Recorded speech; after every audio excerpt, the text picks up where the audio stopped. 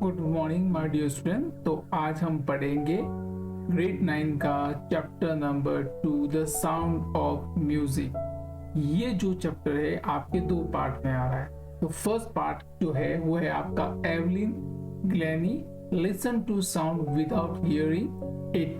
अब इस चैप्टर में क्या है क्या नहीं है उससे पहले एक कोटेशन है। God may have taken her hearing but he has given her back something extraordinary. What we hear, she feels far more deeply than any of us. That is why she expresses music so beautifully. ये quotation जो है किसने और किसके लिए दिया था, ये जब हम चैप्टर पढ़ेंगे तब हमको समझ में आ पाएगा। तो ये कौन था, ये कौन इंसान था जिसके लिए कहा गया कि ऊपर वाले ने, भगवान ने उसकी सुनने की शक्ति को खत्म कर दिया, लेकिन भगवान ने उसको कुछ एक ऐसी अलग से चीज दी जिसकी वजह से वो सुन नहीं सकती। हम जिसे सुन सकते हैं उसे वो फील कर सकती है और इसी तरह से वो इतना प्यारा संगीत बजाती है। तो ये जो कोटेशन इसका मतलब है ये, और ये किसने कहा था और किसके लिए कहा था ये अब हम पढ़ेंगे। Rush hour crowds jostle for the position on the underground train platform. A slight girl looking younger than her 16 years was nervous yet excited as she felt the vibration of approaching train. ये morning का time था। Rush our का मतलब कि ये वो time होता है जो सबसे बिजी आवर्स जो है वो काउंट होते हैं, जिस समय लोग या तो अपने ऑफिस या कॉलेजेस वगैरह जो जाते हैं, ये वो टाइम होता है। तो इस टाइम के अंदर जो एक ट्रेन का जो प्लेटफॉर्म है वहां पर हर कोई जो है अपनी पोजीशन लेकर जो एक दूसरे के साथ धक्का मुक्की कर रहा है, यानी काफी क्राउड है। वहां पर एक दुबली पतली सी लड़की जो करीब करीब 17 ईयर्स की एज की है और काफी छोटी है, वो बहुत ज्यादा नर्वस खड़ी है वहां पर। लेकिन नर्वस होने के साथ साथ में वो आज बहुत ज्यादा एक्साइटेड भी है। और वो जो है, जो ट्रेन आ रही है उस ट्रेन की आवाज नहीं सुन सकती, लेकिन उसके वाइब्रेशंस को वो अच्छे से महसूस कर सकती है। It was her first day at the prestigious Royal Academy of Music in London and daunting enough for any teenager fresh from a Scottish farm. मतलब आज इस लड़की का पहला दिन है। रॉयल अकेडमी जो कि म्यूजिक के लिए जानी जाती है और लंदन के अंदर है, और इतनी छोटी उम्र की लड़की के लिए एक स्कॉटिश फार्म, यानी ऐसी छोटे से स्कॉटिश पर्सन के लिए, कोई भी स्कॉटिश पर्सन जो कि इतनी छोटी उम्र का है उस पर्सन के लिए इस अकेडमी के अंदर एडमिशन लेना या इस एकेडमी के लिए जाना, ठीक है, फर्स्ट डे होना उनके लिए बहुत बड़ा अचीवमेंट था। तो उसी चीज के लिए बहुत ज्यादा नर्वस भी थी और एक्साइटेड भी थी। But this aspiring musician faced a bigger challenge than most. She was profoundly deaf. मतलब अब ये जो भी बच्ची थी उसको म्यूजिक क्लास के अंदर रॉयल एकेडमी ऑफ म्यूजिक जो कि लंदन में उसमें एडमिशन तो उसको मिल गया था, लेकिन ये जो उभरती हुई जो म्यूजिशियन थी ये सबसे बड़े चैलेंज से जो है वो आपके सामना करे। तो ये सबसे बड़ा चैलेंज क्या था कि वो पूरी तरह से, ठीक है, बहुत ही गहरी तरह से जो थी वो बहरी थी, यानी सुन नहीं सकती थी। Evelyn Glennie loss of the hearing had been gradual. Her mother remembers noticing something was wrong when the 8-year-old Evelyn was waiting to play the piano. अब ये चीज कब की है? क्या एवलिन शुरू से ही बहरी थी? नहीं, एवलिन जब पैदा हुई थी तब वो बहरी नहीं थी। इसकी जो हियरिंग जो जाने लगी, लॉस ऑफ जो हियरिंग होने लगा वो बिल्कुल धीमे धीमे होने लगा। और सबसे पहले उसकी जो हियरिंग लॉस है ये इसकी मदर ने नोटिस किया था जब वो 8 ईयर की थी। और एक दिन का टाइम था जब एवलिन जो है अपने पियानो बजाने के लिए, जो उसका प्ले, जो पियानो का जो टर्न था उसका वेट कर रही थी। They called her name and she didn't move. I suddenly realized she did not heard, said Isabel Glennie. For quite a while, Evelyn managed to conceal her growing deafness from her friends and the teacher. अब पहली बार ऐसा हुआ कि जब उसकी mother ने उसको piano बजाने के लिए बुलाया तो वो बिल्कुल भी मूव नहीं किया उसने, मतलब उसने सुना ही नहीं तो वो मूव कैसे करेगी। तो धीमे धीमे जो इसकी जो इसाबेल जो ग्लैनी जो इसकी मदर थी उसने ये रियलाइज किया कि वो जो है सुन नहीं सकती या सुन नहीं रही है। ठीक है, अब ये जो प्रॉब्लम थी वो कुछ ही समय तक जो थी वो आपके एवलिन अपने दोस्तों से और अपने टीचर से छुपाने में जो है सक्सेस रही, लेकिन ज्यादा लंबे टाइम तक वो छुपा नहीं सकी। But by the time she was 11, her marks had deteriorated and her headmistress urged her parents to take her to a specialist. अब जब वो 11 साल के आसपास की हो गई थी और उसके जो है क्लास टेस्ट में और एग्जाम्स में मार्क जो है धीमे धीमे डेटोरिएटेड होने लगे, यानी कि घटने लगे, कम होने लगे, बिगड़ने लगे, तो उसकी जो हेड मिस्ट्रेस थी उसने उसके पेरेंट्स को बुलाया और उसे किसी स्पेशलिस्ट को दिखाने के लिए रिक्वेस्ट की।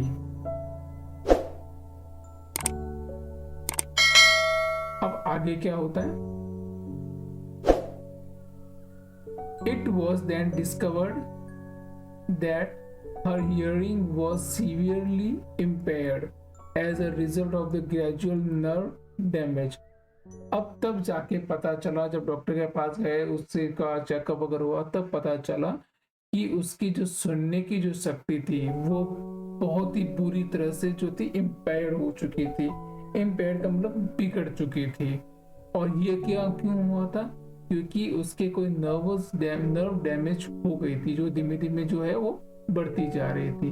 They were advised that she should be fitted with the hearing aids and sent to the school for a deaf. अब उसके बाद में डॉक्टर्स वगैरह दूसरे लोगों ने जो उसको राय दी कि इसको कुछ हियरिंग्स एड वगैरह देंगे तो उसके बाद में वो जो है डीफ लोगों की जो स्कूल वगैरह है वहाँ पे जा सकती है और आराम से जो है वो अपनी जो नॉर्मल वर्किंग वगैरह वो कर सकती है। Everything suddenly look black. अब सब कुछ एवलिन को जो है उसका बिल्कुल अंधेरा हो गया एक तरह से, मतलब उसकी लाइफ जो थी उसके लिए पूरी डार्क हो गई थी, मतलब उसको लग रहा था अब लाइफ सब कुछ खत्म हो गया है। But Evelyn was not going to give up. She was determined to lead a normal life and pursue her interest in the music. लेकिन एवलिन भी वो लड़की थी जिसने हार मानने के लिए बिल्कुल मना कर दिया और उसने ये डिटरमाइन किया कि वो एक नॉर्मल लाइफ बिल्कुल जिएगी और वो अपना जो म्यूजिक में जो इंटरेस्ट है उसको आगे बढ़ाएगी, उसके अंदर कंटिन्यूटी वो रखेगी। One day she notice a girl playing a xylophone and decided that she wanted to play it too. अब पहली बार एक बार की बात है कि एक लड़की जब xylophone बजा रही थी तो उस दिन जब उस एवलिन ने उसको xylophone बजाते हुए देखा तो उसने भी ये डिसाइड किया कि वो भी जो है xylophone बजाना चाहती है। Most of the teacher discouraged her but percussionist Ron Forbes spotted her potential. अब हर किसी पर्सन ने उसको मना किया, मतलब उसके जितने भी टीचर्स थे उन लोगों ने उसको डिस्करेज किया कि भाई तुम सुन नहीं सकती तो तुम म्यूजिक इंस्ट्रूमेंट बजाओगे कैसे। लेकिन रॉन फ्रॉप्स जो कि एक बहुत ही अच्छे परकशनिस्ट थे, उन्होंने जो है एवलिन की पोटेंशियलिटी को पहचाना और उन्होंने उसकी हेल्प की। He began by the tuning the two large drum to different notes. अब उन्होंने जो है दो बड़े बड़े जो ड्रम्स लिए और उन ड्रम्स को उन्होंने अलग अलग नोट्स पे अलग अलग तरीके से बजाना शुरू किया और एवलिन को कहा don't listen through your ears, he would say try to sense it some other way. उन्होंने एवलिन को कहा कि तुम जो इनको कानों से सुनने की कोशिश मत, तुम इसको कुछ और तरीके से सेंस करने की कोशिश करो। Suddenly I realized I could feel the higher drum from the west up and low lower one from the west down। अब जो है एवलिन ने बहुत जल्दी ही इस चीज को जो है अपने वापस मास्टर को बोला कि जो वो हायर ड्रम है यानी हायर नोट है उसको तो वो अपने वेस्ट अप यानी कि कमर के ऊपर वाले जो पार्ट है उससे वो उसको फील कर पा रही है, और जो लोअर नोट जो होते हैं उनको वो कमर के नीचे वाले जो हिस्से हैं या नीचे वाले जो पार्ट है उनसे उनको महसूस कर पा रही है, उनसे उनको फील कर पा रही है। Forbes repeated the exercise and soon Evelyn discovered that she could sense certain notes in the different part of her body। अब फॉर्ब्स जो थे उन्होंने लगातार इसकी एक्सरसाइज जो है उसके साथ में कंटिन्यू रखी, और बहुत ही जल्दी एवलिन ने भी ये डिस्कवर किया, उसको भी ये पता चल गया कि बॉडी के अलग अलग पार्ट अलग अलग सेंसेस जो हैं उसको जो है अलग अलग नोट्स को पहचानने में हेल्प कर रहे हैं। I had learned to open my mind and body to sound and vibration। अब उसने कहा कि मैंने और एवलिन ने जो है अपना माइंड बिल्कुल ही ओपन कर लिया था। अब वो जो है साउंड के वाइब्रेशंस वगैरह को जो थी वो उनको महसूस करके उनको लर्न करने की कोशिश कर रही थी, उनको समझ रही थी। The rest was sheer determination and hard work. बाकी सारा का सारा उसका हार्ड वर्क और उसकी sheer determination यानी कि एक दृढ़ संकल्प हो गई थी, बस पक्का इरादा। ये दो चीजें जो थी कि कठिन मेहनत और पक्का इरादा, बाकी इन चीजों ने उसका रास्ता जो है आगे मजबूत कर दिया और अच्छे से बना दिया। She never looked back from that point onward। She toured the United Kingdom with a youth of orchestra and by the time she was 16, अब जो 16 साल की उम्र की हुई तब तक तो उसने जो है यूनाइटेड किंगडम का एक टूर भी कर लिया और वो एक ऑर्केस्ट्रा पार्टी की मेंबर थी, और उसके बाद उसने कभी भी पीछे मुड़कर नहीं देखा। She had decided to make music her life। अब उसने ये ठान लिया था कि म्यूजिक को ही उसे उसकी लाइफ जो है बनाना है, उसी को वो कंटिन्यू आगे करेगी। She auditioned for the Royal Academy of the Music and scored one of the highest marks in the history of the Academy। अब उसने सबसे पहले रॉयल एकेडमी ऑफ म्यूजिक जो कि लंदन में थी, सबसे पहले हमने पढ़ ही लिया था, वहां पे उसने ऑडिशन दिया, और जब उसने वहां पे ऑडिशन दिया तो रॉयल एकेडमी की हिस्ट्री के अंदर इतने मार्क्स किसी ने भी अचीव नहीं किए थे जितने मार्क्स उस एवलिन ने वहां पे अचीव कर लिए। She gradually moved from the orchestral work to the solo performance। वो पहले स्टार्टिंग में orchestral work and orchestra party की जो थी मेंबर बन के आई, लेकिन धीमे धीमे जो है वो सोलो परफॉर्मेंस देने लगी। At the end of her 3-year course, she had captured most of the top awards। 3 साल के उस कोर्स को कंप्लीट करते करते उसने लगभग हर टाइप का अवार्ड जो है इस अकेडमी से अपने नाम कर लिया था। And for all this, Evelyn won't accept any hint of the heroic achievement। और इन सब चीजों में एवलिन जो है किसी भी तरह से अपने आप को वो हेरोइक अचीवमेंट देने से बचती थी। वो ऐसा कहती थी कि मैंने ऐसा कोई हीरो जैसा काम किया, मैंने कोई एक बहुत ही बड़ा काम नहीं किया। ये कहती थी if you work hard and know way you are going you will get there. वो सिंपल सी चीज है, अगर तुम कठिन मेहनत करते हो, कठिन परिश्रम करते हो और तुम्हें पता है कि तुम्हें क्या करना है, तुम कहाँ जा रहे हो, ठीक है ना, तो तुम्हें तुम्हारी मंजिल मिल के रहेगी। And she got right to the top, the world most sought after the multi percussionist with a mastery of the some 1000 instrument and hectic international schedule। अब वो दुनिया की सबसे ज्यादा डिमांडेड पर्सन बन गई, ठीक है, सबसे ज्यादा डिमांडिंग पर्सन बन गई, और उसने जो है बहुत ही कम टाइम के अंदर 1000 से भी ज्यादा इंस्ट्रूमेंट्स के ऊपर जो है वो मास्टरी हासिल कर दी थी।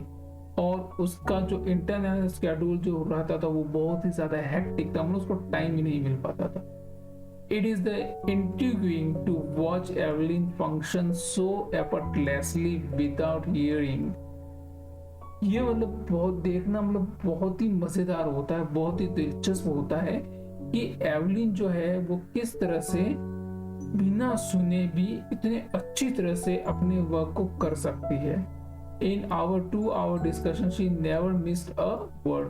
अभी जो एक पर्सन जो कि उसका इंटरव्यू ले रहा था वो यहाँ पे बता रहा है कि वो सुन नहीं सकती थी, ठीक है। लेकिन उसके बाद में भी उसने मैं इसको जितने भी क्वेश्चंस पूछ रहा था इंटरव्यू के अंदर, तो एक भी वर्ड उसने मिस नहीं किया। उसने एक चीज कही कि man with pussy bed make me give me a trouble and she laugh. मतलब उसने कहा कि एक इंसान जिसकी चेहरे पे बहुत ज्यादा दाढ़ी भरी हुई रहती है, ठीक है ना, वो मुझे बहुत ज्यादा प्रॉब्लम दे देता है। और फिर ये क्या कि वो हंसने लगी। ऐसा उसने क्यों कहा? उससे पहले हम देख लेते, ये है एवलिन की पिक, ठीक है, जो कि कोई इंस्ट्रूमेंट है वो बजा रही है और आप देख सकते हैं कि ये सुन नहीं सकती, ठीक है। Now it is not just watching the lips, it is the whole face, especially the eyes. अब एक्चुअली क्या था कि एवलिन सुन नहीं सकती थी, लेकिन वो जब भी किसी से बात करती थी तो उसके लिप्स रीडिंग वो क्या करती थी, और साथ ही साथ में पूरे चेहरे को वो बहुत ही ध्यान से, उसकी स्पेशली उसकी आईज को वो बहुत ध्यान से देख सकती थी। उसी के बाद में जो है वो उनके आंसर कर सकती थी। अब वो ये आगे ये भी बताती है कि my speech is clear because I could hear till I was 11। अब वो कहती है कि वो इतना साफ इसलिए बोल पाती थी क्योंकि जब वो 11 ईयर की थी तब उसकी जो है हियरिंग एबिलिटी जो या हियरिंग कैपेसिटी जो तो वो चली गई थी, लेकिन तब उससे पहले तो वो अच्छे से सुन सकती थी। तो अच्छे सुनने के कारण उसके प्रोनाउंसिएशन आज इतने क्लियर हो चुके थे कि वो आराम से किसी का भी आंसर दे सकती है। और अगर कोई बहुत बेयर्ड वाला पर्सन, बहुत ज्यादा दाढ़ी वाला पर्सन उसके सामने अगर आएगा तो वो होठ वगैरह ये उसके देख नहीं सकेगी, तो उसको उसके आंसर देने में प्रॉब्लम होती। इसीलिए वो जो है उसने कहा था कि एक बेयर्ड वाला पर्सन जो होता है उसके थोड़ा डिफिकल्ट रहता है। But that doesn't explain how she managed to learn French and the master Japanese, basic Japanese। अच्छा, स्कॉटिश है, डेफिनेटली उसकी खुद की लैंग्वेज थी इसलिए स्कॉटिश बहुत अच्छे से बोलती थी, लेकिन उसने फ्रेंच कैसे सीखी और बेसिक जैपनीज लैंग्वेज कैसे सीखी ये वो बता नहीं पाई प्रॉपर से। यानी उसे ये 2 लैंग्वेज भी आती थी, फ्रेंच और Japanese. As for the music she explains it pours in the through every part of my body। जब म्यूजिक की बात चलती थी तो वो कहती थी कि म्यूजिक तो उसकी पूरी बॉडी के अंदर भरा पड़ा है। It tingles in the skin my cheek bones even in my hair. वो कहती है कि मैं जो कहीं पर भी कुछ म्यूजिक बजता है तो उसका जो झुंझुनापन है, उसका जो झंझनाहट है, वो उसकी स्किन से, वो उसकी गालों के अंदर जो हड्डियां वगैरह जो होती है चिक बोन से, ठीक है, इवन वो अपने बालों से तक उनको फील कर सकती है। When she plays the xylophone, she can sense the sound passing up the stick into her fingertips। वो कहती है कि जब भी वो xylophone बजाती है तो जो स्टिक्स उसके हाथ में होती है जिसकी हेल्प से वो xylophone बजाती है, तो उन स्टिक को जब वो मारती है तो उनके जो वाइब्रेशंस होते हैं, वाइब्रेशन को वो अपने फिंगर से फील करते हुए जो है वो म्यूजिक को बजा पाती है। She can feel the resonance flowing into her body. इसी के साथ में वो जो है आपकी जो क्या बोलते, she can feel the resonance flowing in her body. वो मतलब कि जो म्यूजिक के जो गूंज होती है, गूंज यानी वाइब्रेशन जो होती है, रेजोनेंस जो होती है, वो उसकी बॉडी की हेल्प से फील कर सकती है। On A wooden platform she remove her shoes. और इसीलिए वो जब भी वुडन फ्लोर के ऊपर म्यूजिक वगैरह बजाने जाती है तो शूज तक उतार देती थी, क्योंकि so that the vibration pass through her bare feet up her leg, जिससे कि वो अपने उन बेयर फीट से भी बिना शूज पहने वो म्यूजिक को अपने पाँव से जो है फील कर सकती थी। यानी बॉडी के हर पार्ट से वो म्यूजिक को फील करने की कोशिश करती थी। Not surprisingly, Evelyn delayed her audience. In 1991, she was presented with the Royal Philharmonic Society prestigious Soloist of the Year Award।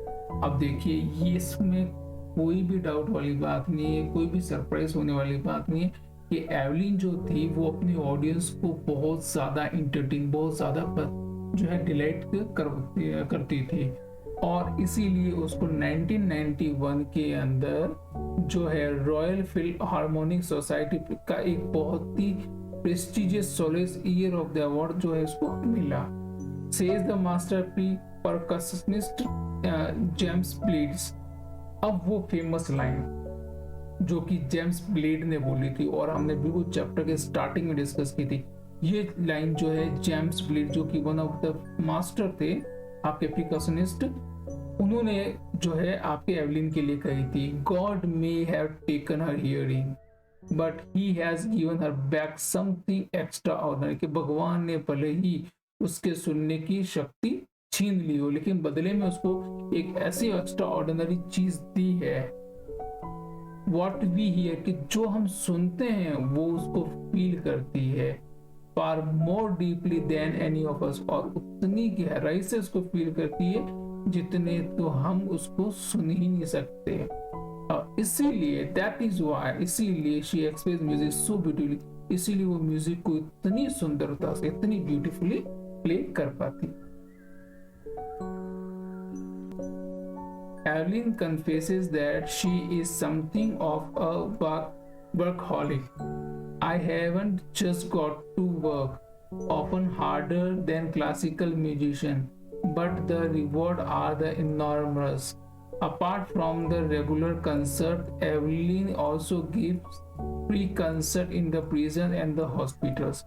अच्छा, एवलिन जो ये खुद कन्फेस करती है, खुद मानती है कि वो बहुत ज्यादा वर्कहॉलिक पर्सन है, यानी कि अपने काम के प्रति जुझारू है, बस काम और काम और काम, ठीक है ना। वो कहती है कि वो भी क्लासिकल म्यूजिशियन की तरह ही वो भी हार्ड वर्क करना पसंद करती है और बदले में उस हार्ड वर्किंग के उसको क्या मिलता है, जो उसको पसंद है, वो सबसे नॉर्मल जो एक बहुत ही शानदार गिफ्ट जो उसको मिलता है। और एवलिन जो थी, ठीक है, बहुत सारे रेगुलर कंसर्ट भी करती थी, उसके अलावा कई जगह वो फ्री कंसर्ट भी करती थी, ठीक है। स्पेशली वो जो प्रिजन्स वगैरह होते हैं या हॉस्पिटल्स होते हैं तो वहां पे वो फ्री कंसर्ट वगैरह किया करती थी। She always gives high priority to the classes for the young musicians. जितने भी यंग म्यूजिशियंस होते थे उनको वो जो है आपके क्या बहुत ही ज्यादा प्रायोरिटी वगैरह देती थी और उनको म्यूजिक सिखाने में वो हमेशा आगे रहती थी। And रिचलिन of the Beethoven fund for the deaf children says she is the shining inspiration for the deaf children and they see that there is a nowhere that they cannot go. Deaf childrens लोगों के लिए एक जो संस्था है Beethoven fund जो work करता है, वो जो है आपके एवलिन के लिए कहते हैं कि वो जो है डीफ चिल्ड्रंस के लिए एक बहुत ही ज्यादा शाइनिंग इंस्पिरेशन है, ठीक है। Now they see that there is nowhere that they can not go. ये उन लोगों के लिए इंस्पिरेशन बनती है जो ये फील करते हैं कि अब हम वो कुछ नहीं कर सकते। तो एवलिन जो उनके लिए बेटर जवाब होता है कि नहीं, बहुत कुछ किया जा सकता है लाइफ के अंदर अगर आपके पास में डिटर्मिनेशन है, अगर आप कुछ करना चाहते हैं, कुछ आप में जुनून है। तो Evelyn Glennie has already accomplished more than the most people twice her age. अच्छा, एवलिन ने जितना कुछ किया था बहुत ही कम उम्र के अंदर, जितना कुछ उसने पा लिया था वो उसकी दुगनी उम्र के लोग भी नहीं पा पाते थे। She has brought percussion to the front of the orchestra and demonstrated that it can be very moving. वो जो थी एक बहुत ही अच्छी क्या ऑर्केस्ट्रा की जो थी बहुत ही अच्छी आपके मास्टर वो हो चुकी थी और बहुत ही अच्छे से वो चीज़ों को डेमोन्स्ट्रेट कर पाती थी और ऑर्केस्ट्रा को वो बहुत आगे तक लेके भी चली गई थी। She has given inspiration to those who are handicapped. जो लोग हैंडीकेप पर्सन थे उन लोगों के लिए एक बहुत बड़ी आपके इंस्पिरेशन का काम जो है एवलिन करती है आज भी।